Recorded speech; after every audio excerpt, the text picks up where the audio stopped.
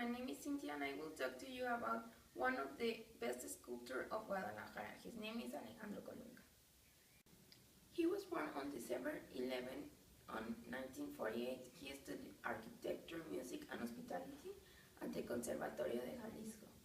He has also extensively studied anthropology and languages.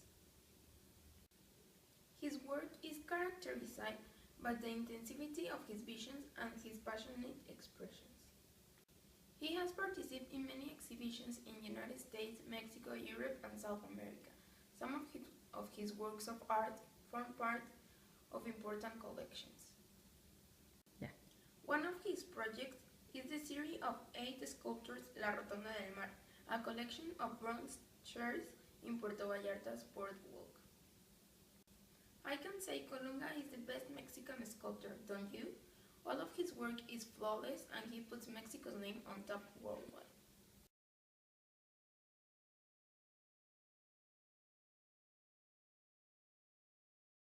Okay, now let's talk about Guadalajara's architecture. Guadalajara's architecture has two sides, the classic one with culture and history, and the modern one, which was built like 10 years ago. You can find excellent assortment of museums, theater galleries, libraries, auditoriums in Guadalajara's historical center with all original architecture. An icon in Guadalajara's architecture is of course Teatro de Gollado. Teatro de Gollado, which was constructed in 1855, is famous for its beautiful paintings along its golden walls on the interior of the building and its symbolic mosaics on the exterior. It is considered the oldest opera house in Mexico. Another important building in Guadalajara is the cathedral. The first one was constructed in 1541, but it was set on fire and semi-destroyed. There was another that was constructed, but also it was destroyed, and the one we know now was built in 1854.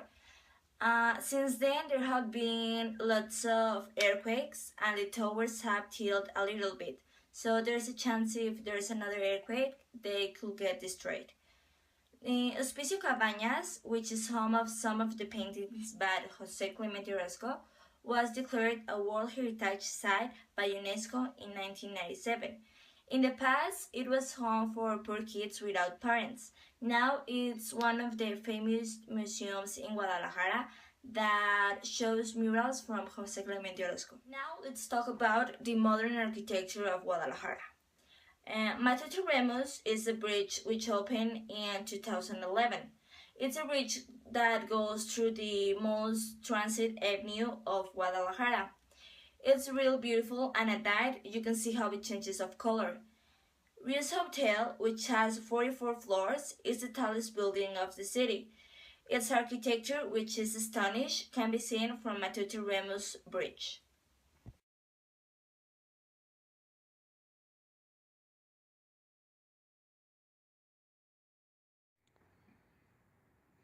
I'm gonna talk to you about music in Guadalajara. Music in Guadalajara is one of the things that give cultural life to our city. It is so diverse that has made Pauna a whole country. Mariachi. Mariachi was born in Cocula, but we have many exponents of this typical Mexican genre. We have the local mariachi school where people can study to become mariachi but in an intensely and professional way.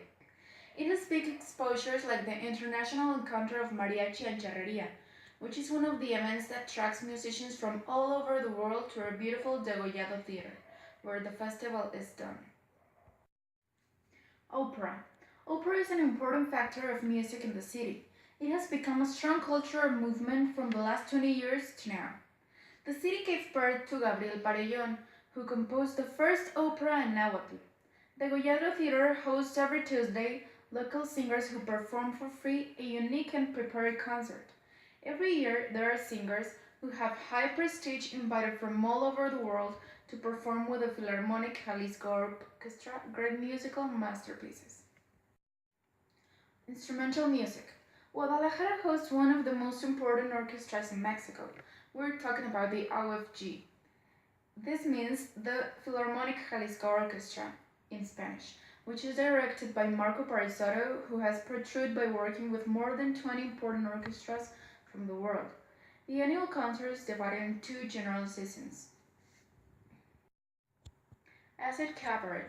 Acid Cabaret is a new genre born in Guadalajara in the early 90s due to the rising underground electronic music.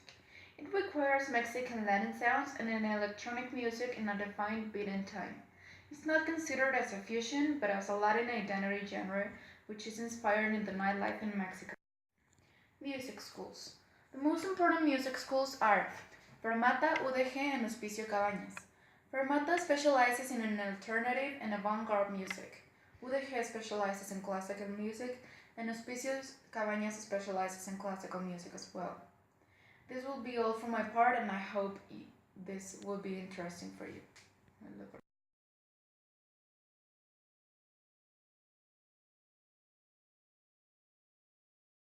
Muralism in Guadalajara.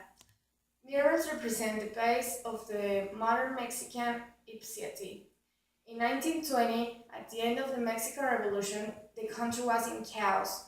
Jose Vasconcelos, the education secretary, bade some artists to paint around the country with the purpose of making a new national cultural identity. The paintings offered to the Mexicans a new vision of history and pushed them to create new possibilities to the future. Gerardo Murillo, or Dr. Atl, was a painter and writer from Guadalajara. He is considered as a Mexican muralism founder. He was mentor of a lot of important artists like Diego Rivera, José Clemente Orozco, also from Guadalajara, and David Alfaro Siqueiros. These three painters, called Los Tres Grandes, are the most important artists from Mexican muralism. José Clemente Orozco painted murals in Hospicio Cabañas, Palacio de Gobierno, and Universidad de Guadalajara. Hospicio Cabañas has the best masterpieces from Orozco. Between 1937 and 1939, he made 57 paintings to cover the chapel ceilings.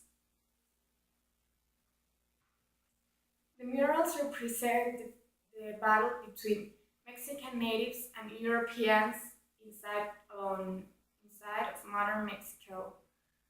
The most important mural from Clemente Orozco is El Hombre de Fuego, or The Man of Fire. This Orozco's masterpiece is painted in the chapel ceiling, 60 meters over the floor.